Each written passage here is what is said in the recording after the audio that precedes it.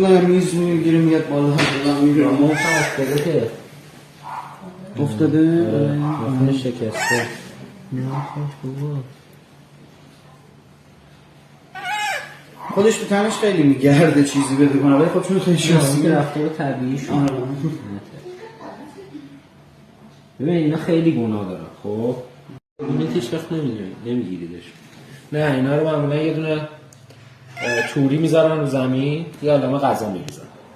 ماماناشون که اینو بهشون چسبیدن میان اون وسط. توری سوراخاش بزرگه. خب در حدی که اینا رد میشن ماماناشون رد نمیشن. توریه رو جمع میکنن اینا رو از ماماناشون جدا میکنن.